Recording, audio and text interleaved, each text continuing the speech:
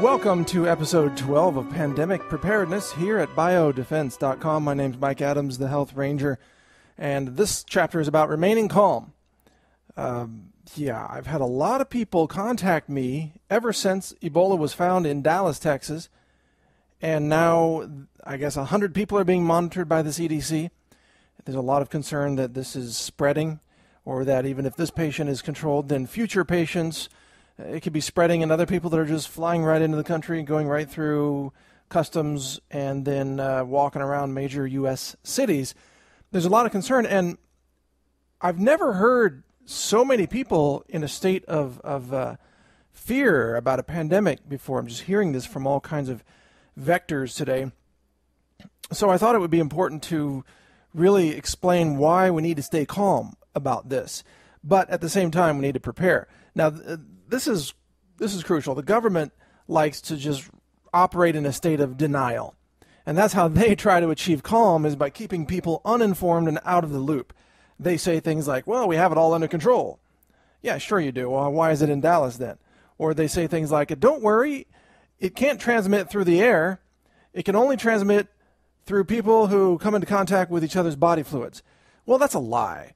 It spreads in close contact. Someone sneezes, there's a burst of viral particles that goes out 3 feet. Someone else inhales that, boom, they're infected. Someone drools on I don't know, they're eating a sandwich. They're drooling on their hand. They touch a doorknob with their hand.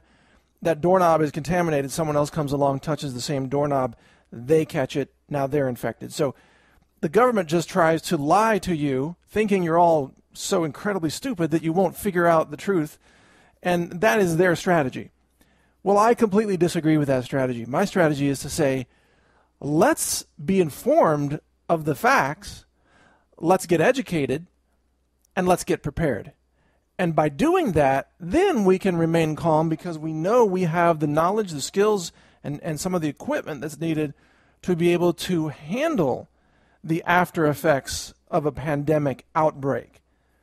So that's the contrast between my approach, which is based on knowledge and empowering people, versus the government's strategy, which is based on thinking everyone is stupid and keeping them ignorant and basically following delusions and fairy tales. So, these are two different tracks, two different approaches to how to get people prepared. But obviously, I think the approach of empowering people is a lot more effective. So let's talk about that. Why do we have reason to remain calm? Well, number one, if you've been listening to this course, you're ahead of the curve. You know more things about what is likely to happen in a pandemic outbreak than most other people. And hopefully you've been taking some of the steps that have been promoted in this course to get prepared with extra food supplies, water supplies, medical supplies, latex gloves, isolation gowns, bodysuits, the Tyvek type of bodysuits, plastic sheeting, anything that you would need to isolate a family member in your own home if they're infected, or anything that you would need to ride out a quarantine, a shelter-in-place government lockdown, which could be put in force at any time, anywhere in the United States. How are you going to ride that out? You're going to need some extra supplies. So hopefully you have been taking these steps. So that puts you ahead of the game, big time. Because most people are so far behind the curve, they can't even think about this. I had a family member call me earlier today. She said she was talking to someone at the bank about Ebola and the outbreak. And the person at the bank said, oh, I just can't even think about that, because if I think about it, then I wouldn't know what to do. That was this person's explanation. And I find that very strange. That's like driving down the highway with your headlights off, hoping that you don't hit anything, and it's better not to see it, because then you might have to process it. You might have to deal with it. But some people have this attitude about pandemic preparedness, which is basically a delusional fairy tale attitude of denial. To say, well, it can't ever happen here. It can't happen to me. The government's going to keep me safe. Blah, blah, blah. The vaccine companies will come up with a magical cure, and so on. And you are not that kind of person, obviously, because you're listening to this course. So you are way, way ahead of the curve. That's good news. That puts you in a strategically advantageous position to be able to survive not just the pandemic outbreak itself, but also the social, cultural, and commercial aftermath effects of a pandemic, which include, by the way, people being told to stay home, not being able to go to work, companies going out of business, going bankrupt, people not getting paychecks, grocery stores not having food on the shelves, and so on. So the sooner that you get on board with the knowledge, the skills, and even some of the preparedness that you need, then the more justification you have to remain calm, to be cool about it. So let's talk about those basics. Number one, can you survive a 21-day shelter-in-place quarantine? If you were told that you can't leave your home for 21 days, can you survive? Basic question. Survival 101, let's call it. Now, why is this important? Well, because a family in Dallas, Texas has already been ordered to do precisely that. They've been told that they have to shelter in place, they have to stay in their home, because their relative was the Duncan gentleman who was diagnosed with Ebola in the Dallas hospital. So the family members were told, don't leave the house for 21 days. We're going to keep you under observation for 21 days. Now, they were also told that they're going to have to give blood to the state whenever the state wants to draw their blood and check them for Ebola. They have to have their temperature taken twice a day, and they're not allowed to leave the house under threat of criminal prosecution. So if they do leave, and by the way, I've already read a news report that they did leave. They got sick of being locked up in their home in 3 days or whatever it was, and they already left and ran around town, even though they're probably all infected with Ebola. And why do we think they're infected with Ebola? Because they were in the same house with Duncan, and that house has never been sanitized or decontaminated. So the beds, the bed sheets, the dishes, the furniture, the doorknobs, everything in that house is probably covered with Ebola from Mr. Duncan, unfortunately. And the family members are surely exposed to this. So they're supposed to stay in their house for 21 days, which they refuse to do, and probably they're going to be arrested or thrown in a quarantine camp. You know, I mean, this is what it comes down to. This is happening right now. So the first thing is figure out, can you survive in your own home for 21 days? Now, you may be surprised to learn that most Americans really can't, especially if the water supply is cut off. They don't have water for 21 hours, much less 21 days. So you should have stored water on site for your entire family, enough water to last you 21 days. Now, how much water is that? At minimum, figure about 4 gallons per person per day. So every person is going to need about 80 gallons of water to survive 21 days. You better make it more like 100 gallons just to kind of round it up and have a little bit of water for showering, bathing. I mean, forget showering. I mean, just bathing with a sponge and a bucket is what I'm talking about, which is enough to get by the way, in an emergency. So you better have 100 gallons of water per person to make it through 21 days, or maybe up to 30 days of forced quarantine. You better have a month's supply of food. You better have a way to prepare that food. For a lot of foods, they're dehydrated, so you need water to rehydrate them. So storing food but not storing water doesn't make any sense, because who's going to run the water plant in a quarantine? Right? Okay. Maybe you say, well, the National Guard will run the water plant. Well, maybe they will. Probably they will. But what if they don't? What if they're busy with something else? What if there's some kind of looting or rioting or social chaos going on, or something else that's a bigger problem is happening, and they have to deal with that, and they turn off the water treatment center, or something goes wrong with it, or no one knows how to run the controls, or there's all the top guys who know how to run that thing, well, they're at home infected with Ebola. Who knows what the scenario could be? So don't count on having tap water. The way to get to a state of calm is to know, to have the confidence that you are prepared to handle this, even if nothing else works in society, including electricity. So can you survive in your home for 21 days without electricity? So, of course, in a lot of households, electricity is used to heat water and cook meals. It's used to heat the house itself in the furnace. It's also used to run the air conditioning. It's used to run maybe perhaps water pumps or your garage door opener, or all kinds of things that people normally depend on, even the communications gear, your radio, for example, your computers, obviously, running on electricity. So can you make it through 21 days with no food, no water, no electricity from the outside. If you can, then you have every reason to feel pretty calm about things, because in the worst case, if there's a big quarantine announced in your city, then, well, you just hole up. You bug in, as they say. You bug in to your house, and you survive on your food and your water and your non-electric equipment. Now, we can also, of course, talk about self-defense. That's a whole nother chapter, but in my opinion, you could feel even more calm if you also have the ability to defend your household against looters.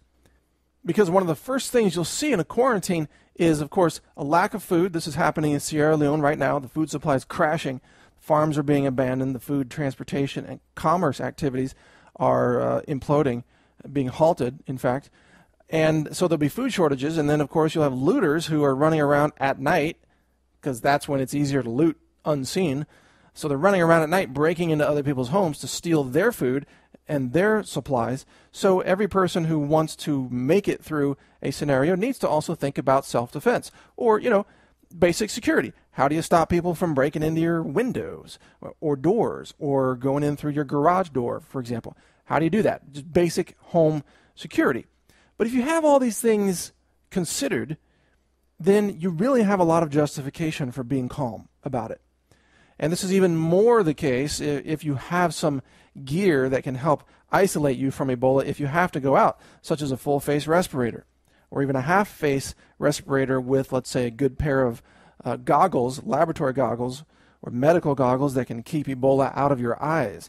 And you've got latex gloves, and you've got maybe a bodysuit, a Tyvek bodysuit, or some kind of isolation gown or apron or something that can isolate you from the Ebola that is out there in the world.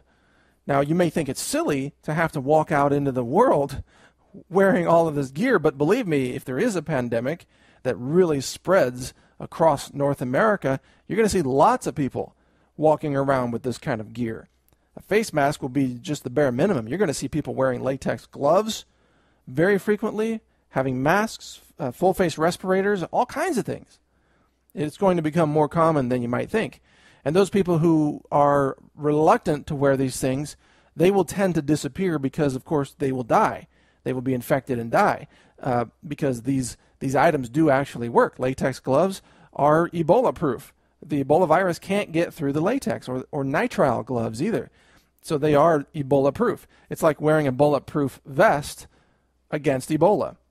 And that's why they use them in hospitals. So if you have this gear, it's a great reason to feel justified in a sense of calm and a sense of preparedness.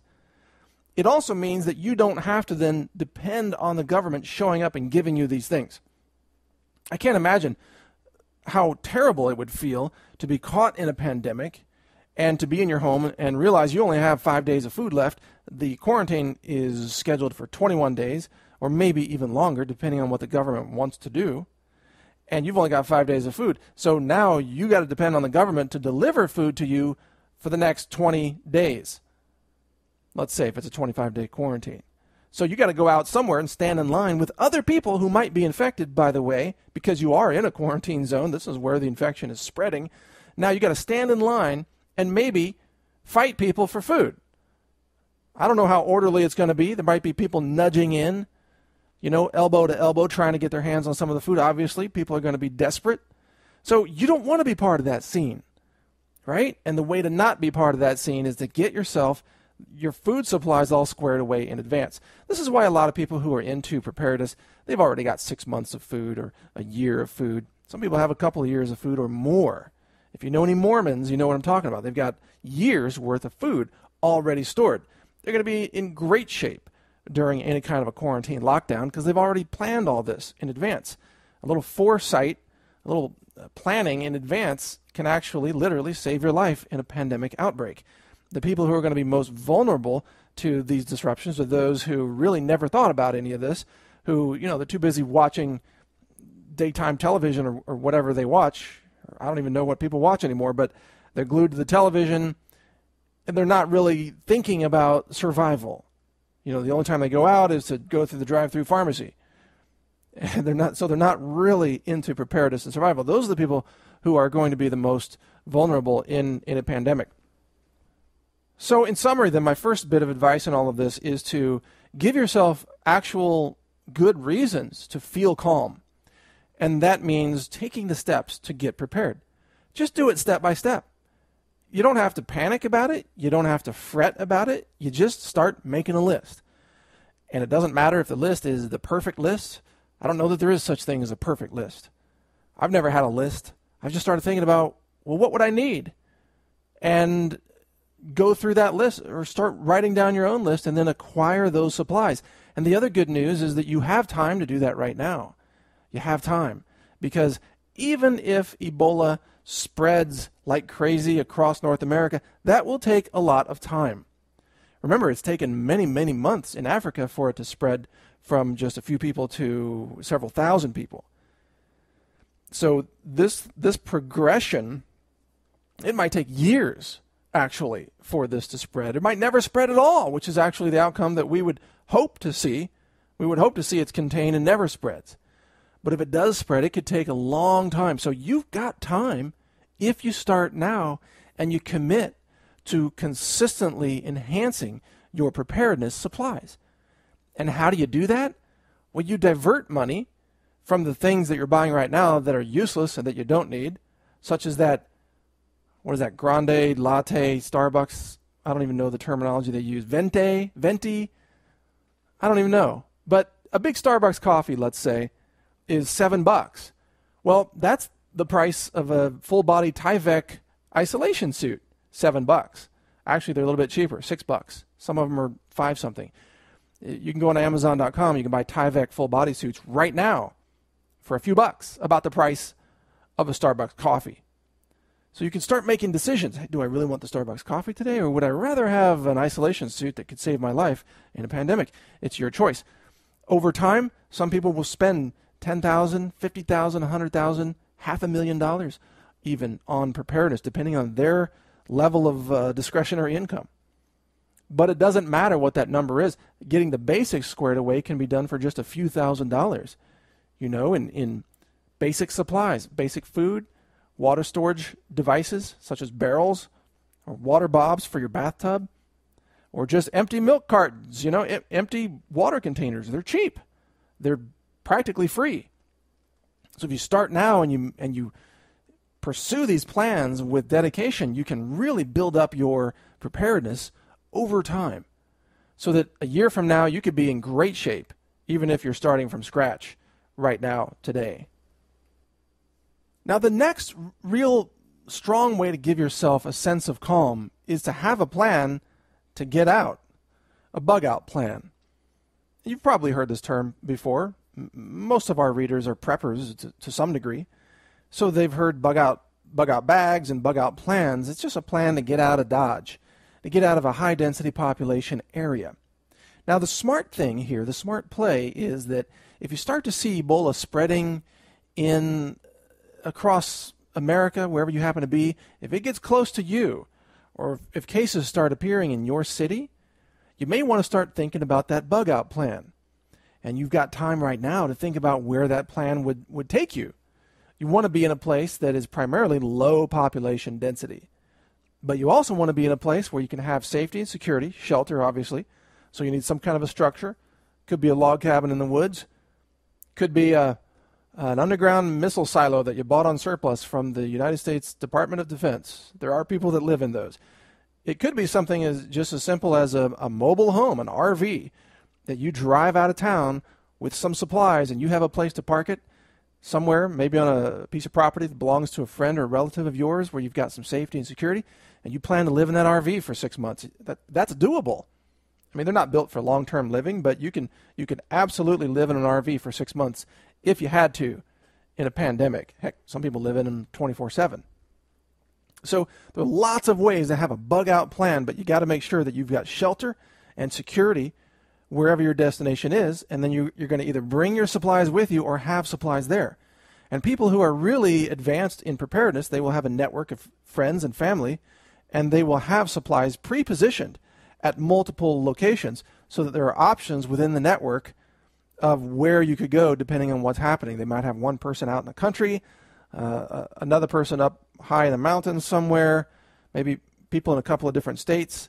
Maybe one person has a really good water supply and another person has a much better security situation, so you can kind of pick and choose where you want to go based on what's happening. So if you get out of the city in advance of the quarantine, then, well, you don't have to worry about the quarantine because they're not going to quarantine the entire country. They're only going to quarantine areas where it's beginning to really spread out of control. And you will have a bit of ability to see that coming in a city because the news will be announcing infections. Oh, today there's 5 people with Ebola. And then maybe a few days later, well, now there's 20 people with Ebola. And if you start to see that number go, oh, it's 100 people within a month, and then a month later there's 1,000 people, you should have already left by that time. I would say leave town before it gets into the multiple hundreds. That would be my personal advice. You can decide what number works for you. But keep this in mind, that when the quarantine comes down, the government won't announce it for the obvious reason that if they did pre-announce it, that would allow people to flee the area to avoid the quarantine, which would spread the disease, and that contradicts the whole point of the quarantine in the first place. So when the government does bring down a quarantine, a massive lockdown, it will happen without advance warning, without notice. It will be sudden. It will be just boom, the roads are cut off all at once, and you can't leave. So if you haven't left before that, then, well, now you're living in the quarantine zone, and you're going to have to bug in and ride it out. So what does this have to do with staying calm? Because you have the knowledge of some warning signs here, and you have time to prepare a bug-out location so that you can get out. And that should give you a sense of calm. Being able to know you've got an option. I mean, to me, that gives me a great sense of calm, knowing I've got options. Depending on what happens, you can adapt. You can change your plans based on the situation. And you have a secondary place to go where you've got some supplies. Now, would you have to abandon your primary home in order to do that? Yeah, sure you would. Would your home probably get completely looted and everything stolen out of it? Yeah, of course. Of course that's going to happen. You should write that off the minute you leave. Just kiss it goodbye. Goodbye, plasma television. Hey, goodbye, second family vehicle. We'll see you later. Just kiss it all goodbye and be thankful that you got out with your life. Now, if you happen to come back at a later date and there is something still there in your house of value, well, great. That's just a bonus. But what you're trying to do here is to protect your life, not to worry about the stuff in your house. Now, of course, if you have pets, obviously bring your pets because they're family members, right? So you want to have a bug-out plan that includes your cat or your dogs or whatever the case may be, your lizard, your iguana. bring that iguana. He doesn't eat that much anyway. He's not going to really get into your food supply. It's not a big deal. So having a bug-out plan is really, really a justification for feeling a sense of calm. Now, thirdly, here's another great reason to justifiably feel calm about this, and that is that in America today, you have access to an incredible assortment of immune-boosting and immune-supporting nutritional supplements, superfoods, products, garden seeds where you can grow your own herbs. And by the way, the herbs that you grow yourself are the most potent, so you should immediately be doing that anyway. You can grow your own, oregano, mint, rosemary, all kinds of herbs, cilantro, all kinds of things that have antiviral properties. You should be growing those right now. And if you don't know how to grow them, start figuring out how to grow them because that could literally save your life. And you can grow these in containers. You can grow these in a small garden spot. You can grow them in a windowsill, a little bit of soil in a container in the window. They're pretty easy to grow. You can grow them on a balcony or a porch. So figure that out. Get going on that, and you'll probably have fun with it and improve your health at the same time. But even if you can't grow things, you can buy things. You can go online and you can buy superfoods. You can buy nutritional supplements. There's been a lot of people buying colloidal silver lately, even though nobody knows if colloidal silver even works on Ebola. I don't know either. I have no idea. But people are buying it as a just-in-case situation. But colloidal silver obviously is a topical antiseptic type of substance. It does kill bacteria on surfaces, but does it work against a virus like Ebola? I have no idea. But people are buying that, and people are buying, I've been recommending Gaia herbs.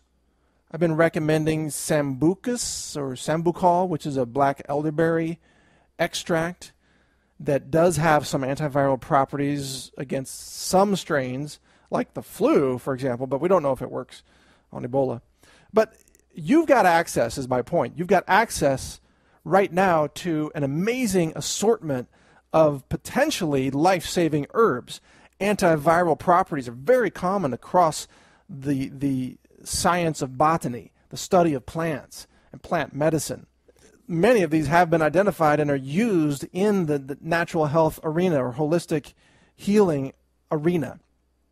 And there are some minerals that are also very beneficial for boosting immune function or supporting healthy immune function, such as zinc. And there are also some vitamins like vitamin D that are well known to help support healthy immune function as well. So there are a number of things that you can do right now, because I bet you can afford to go out and buy, a bottle of vitamin D or an herbal supplement that, echinacea herb, for example.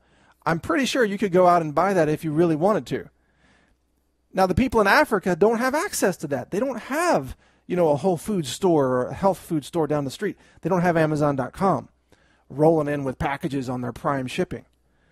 They don't have that. So you are in a situation where you have access to so much more than many other populations on the planet that if you don't have a super strong immune system by the time this outbreak happens, you've got no excuse, believe me, because you have access right now. You've got the ability to acquire all kinds of foods, or if you can't afford them, grow your own. Dirt is cheap. It's dirt cheap, in fact, and seeds are cheap. Water is cheap. You can grow your own food. Sunlight is free. There's no excuse not to be growing some of your own medicine right now, given the situation that we are in. So by doing all those things, well, you're able to boost your sense of calm. You're able to relax a little bit because you're safer. You've got good protections. And yeah, you may not know if any of those herbs specifically work against Ebola, but chances are that if you have a healthy, strong immune system, you're going to be better off than someone who's got a compromised immune system, a suppressed immune system. And by the way, on that note, this might be a great time to try to get off some of your medications. If you can safely transition off of those under the direction of a qualified naturopath, this is a good time to do that. Medications sap your nutrition. They take minerals and vitamins out of your body, and they also, they may not be available in a quarantine, so you don't want to quit them cold turkey because that can be dangerous. So it's better to start transitioning off now any of them that you can.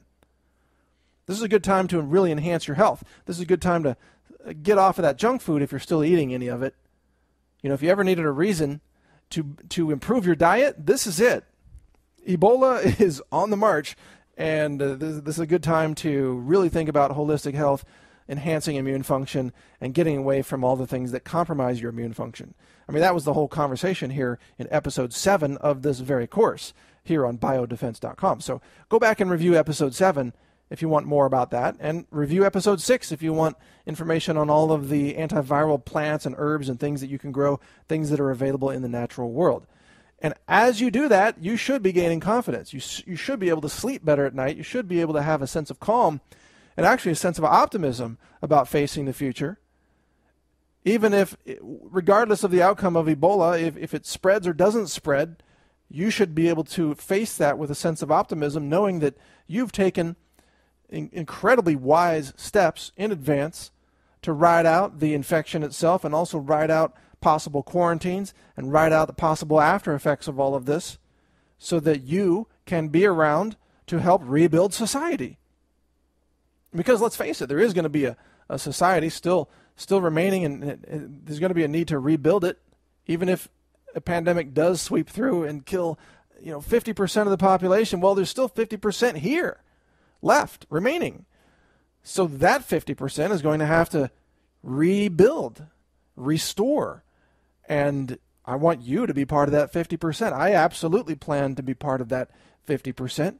I think we could make a better society actually on the other side of some kind of big catastrophe or big awakening. If we lost half the human population, it would be tragic, but I wouldn't give up. I would say, let's pick up the pieces. Humanity will survive. We got to move forward. Let's make a better society. And in fact, let's have a better healthcare system that doesn't have a monopoly on just vaccines and drugs, and let's use all the medicine from all across the world that could prevent this kind of thing from happening in the future. One of the things that human civilization desperately needs is to end the medical cartel that has in fact given rise to these drug-resistant superbugs that are now threatening humankind in the first place. So there are a lot of opportunities, even after a collapse, to be able to contribute to the rebuilding of the progress of human society, to move us forward with perhaps a much improved society versus what we are living in today.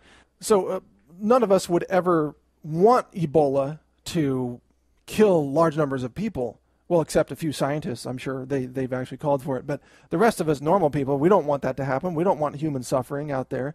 But we're also going to stay positive no matter what nature throws at us. No matter what the circumstances, we can rebuild. We can survive and we can move forward. And that is a healthy attitude. That is an attitude that honors life. And that is the attitude that you can legitimately justify when you've made the preparedness plans and you've taken the steps to ride this thing out. So that alone is enough reason to be able to live day to day with a sense of calm about understanding no matter what happens, you are prepared to move forward, to survive, to make it through, and to contribute to a better society. That's an invaluable attitude to have, and it's one that I live every day and that I share with you and invite you to embrace it at whatever time is good for you to do so. Now, what is pessimism with all of this? Let's talk about the flip side of all this for a second. I've been laying out for you reasons for optimism, reasons for feeling calm and feeling prepared. But what's the opposite side of that? Where does panic come from? Panic comes from not knowing what to do. Panic comes from people who are uninformed. They're surprised by what's happening because they've never listened to a course like this that lays it out in advance. Much of what I predicted in this course has already come true. Someone texted me today and said, "Mike, you are a prophet." I'm like, no, this is not difficult to see this coming. But to some people, they're just amazed that someone else could see this in advance. But it's not difficult to see this coming. But to those who never saw it coming, obviously they're surprised, they're freaked out, and they haven't made preparedness plans either. So they're in a state of shell shock. They're not sure what to do. They've never gone through these exercises, never even thought about this. So they become paralyzed often in terms of decision making. They become paralyzed, and then with the paralyzation comes pessimism and panic. It's the 3 Ps: the paralyzation, pessimism, and panic. So avoiding those 3 Ps is pretty easy, just like we've talked about, but a lot of people remain stuck in the 3 Ps, and they feel helpless. And we have a word for people who are stuck in the 3 Ps. The word is victims. And there are many people like that who really just for whatever reason they can't rise to having the internal courage to face possibilities, and so they would rather sort of cower in their own psyche and hope and wait for someone else to come along and save them. And they may get lucky. Someone else may save them. A family member who is prepared, perhaps. Maybe the government will come along and save them. There'll be that one lucky person that FEMA actually saved. It could happen. But for those who really want to enhance their odds of surviving this and doing so in an awakened state where you can help contribute to the rebuilding after this all sweeps through, then you need to be informed and optimistic, and then you don't panic because you're calm. So knowledge is the way forward. Knowledge of what can happen, knowledge of how Ebola spreads, truthful information about that. The CDC is lying to you. They're saying it doesn't spread in the air at all, but of course it does. If someone coughs in your direction, you can catch it. The CDC refuses to acknowledge that, so they're lying to you. That lack of knowledge causes people to be uninformed, causes them to panic. The CDC is actually contributing to the panic because it's contributing to ignorance. So knowledge empowers people. Knowledge creates calm because you understand what you need to do to be safe, to be protected. You understand you need a full-face respirator, right? You can't just walk out there with an N95 mask and think you're bulletproof versus Ebola. It doesn't work that way. Ebola can get in through your eyeballs. It can get in through your nose. It can get in through your mouth. And an N95 mask, by the way, is a pretty crappy mask in the first place. I don't know why people still think these masks are so great. They're only 95% effective against the bird flu. The reason they're called N95 is because they filter out about 95% of the airborne particles. Well, Ebola, there's enough Ebola in one drop of blood to infect about 500,000 people. So if you get 5% of one drop of Ebola, well, you're still infected. So an N95 mask, in my opinion, is almost useless as a defensive mask. You should be getting a full face or a half face respirator so that all the air you inhale is going through filters that can filter out viruses. So I guess I'm going to talk about that in another episode here. Some of the myths about the gear, that people don't really have the full story on a lot of this gear, and so they're buying things that aren't going to help them, or they have they get a false sense of security with something like an N95 mask that really isn't that helpful. So I'm going to go over that in an upcoming episode. But the bottom line here is that knowledge can save your life, and in an outbreak, it very well may save your life. And so that's why, I'm so honored to be able to bring you this information, to share knowledge with you about how to protect yourself in a very dangerous world, a world that's made more dangerous by all of the disinformation and lies that are told out there by the government, which is delusional, by the mainstream media, which is failing to bring you the full story and is influenced by pharmaceutical interests, and of course by the CDC, which is nothing more than the marketing branch of the drug companies and the vaccine manufacturers. The CDC is only interested in promoting vaccines, far more interested in protecting the profits of Big Pharma than in protecting the health and safety of the American people. Make no mistake, the CDC is not about saving your life. It's about saving the reputation of the vaccine industry. And keep in mind that when you have this knowledge, you can protect yourself against all the layers that might threaten your safety in an outbreak. I mean, you have a medical system that is absolutely incompetent. A medical system that is such a failure that they can't even stop the spread of MRSA and superbugs that are now infecting hospitals all across the country, killing all kinds of people. I've had relatives that were killed by C. diff infections in hospitals. It's rampant, and the hospital operations are entirely incompetent. I mean, this guy from Liberia, he went to the hospital, he had fever, he had symptoms, he told the hospital staff he was from Liberia, where Ebola is spreading like crazy, and the hospital staff, the doctor writes him a prescription for antibiotics and sends him home. It's unconscionable. It's as if they've all had lobotomies there at the hospital. Before you get a job here, you have to scoop out 80% of your brain just to work here.